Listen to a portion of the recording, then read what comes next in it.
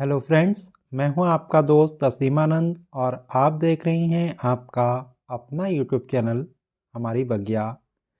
दोस्तों, जो रंग बिरंगे फूल हैं उनमें सदाबहार एक बहुत ही सुंदर फूल है जो कि हर मौसम में खिलता है और बहुत ही आसानी से उगता है।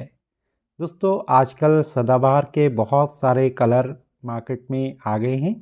इन फूलों को आप चाहे तो गर्मियों में चाहे तो सर्दियों में कभी भी लगा सकते हैं और हमेशा इस तरह के फूल को पा सकते हैं।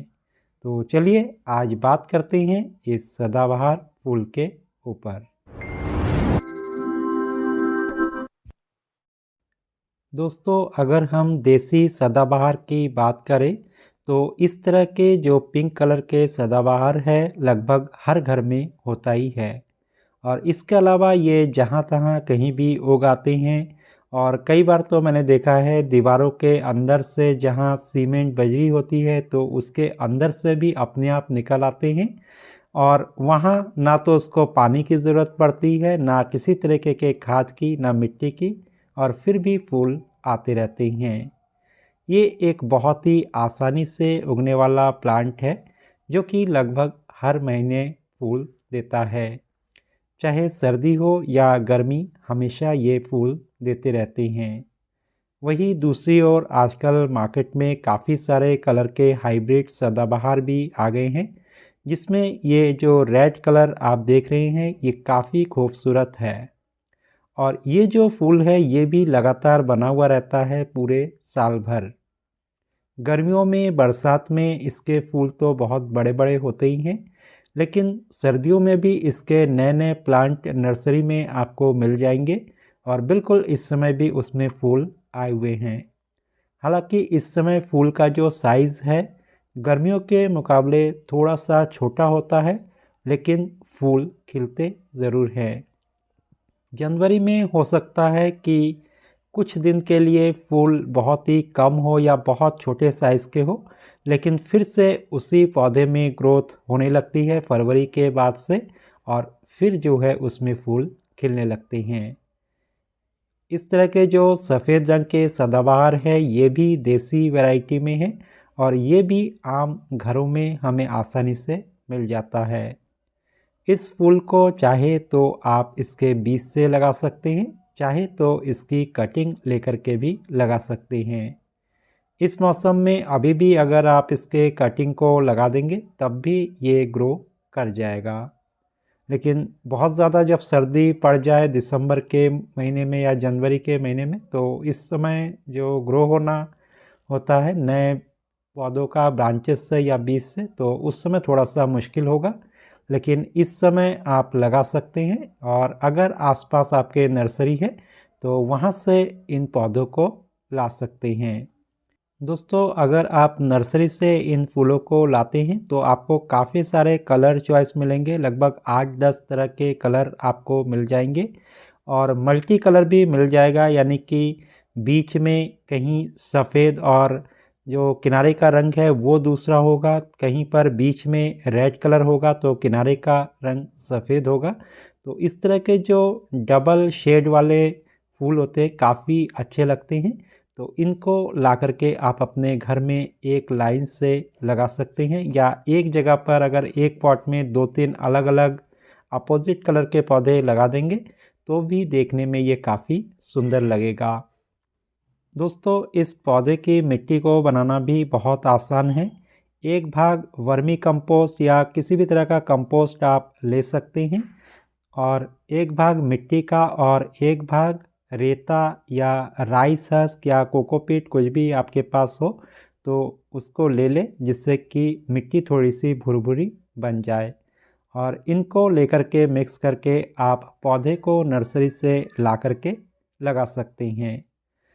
पौधा ग्रो करने लग जाएगा बहुत जल्दी और 15 दिन बाद से आप इसको सरसों की खली का लिक्विड फर्टिलाइज़र देना शुरू करेंगे तो फूल जो है काफ़ी अच्छे इसमें आने लगेंगे।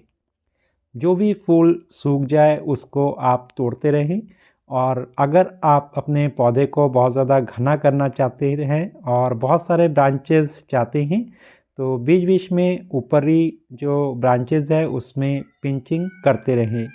बस 2 उंगलियों की हेल्प से अगर आप पिंचिंग कर देंगे तो साइड से बहुत सारे ब्रांचेस निकलेंगे और फिर बहुत सारी फ्लावरिंग उसमें होगी।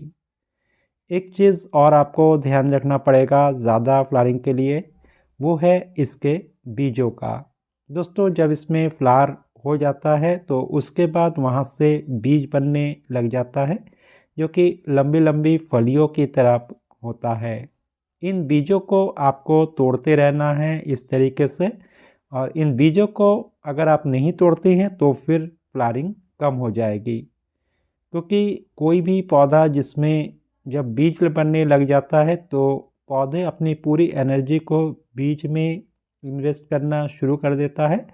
ऐसे में फ्लावरिंग की तरफ वो ध्यान नहीं देता, और जब आप इन बीजों को तोड़ेंगे तो नए नए जो फ्लावर्स है वो आते रहेंगे और पौधे की जो ग्रोथ है वो भी काफ़ी अच्छी होगी। कुछ पत्ते पीले ज़रूर पड़ेंगे इस सर्दी के मौसम में, तो पीले पत्तों को हमेशा आप तोड़ते रहें। दोस्तों खाद के रूप में जैसे मैंने आपको पहले ही बताया कि जो सरसों की खली का लिक्विड फर्टिलाइज़र है वो आप दे सकते हैं।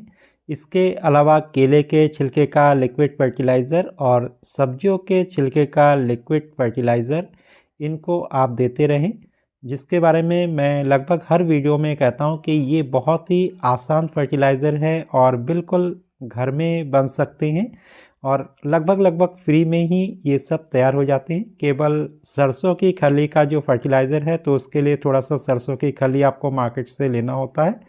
बाकी जो भी फ्रूट के छिलके वगैरह हैं घर में आपको अवेलेबल हो जाते हैं, किचन वेस्ट आपको घर में अवेलेबल हो जाता है। तो इन सब का जो भी लिक्विड फर्टिलाइज़र है वो आप देते रहिए।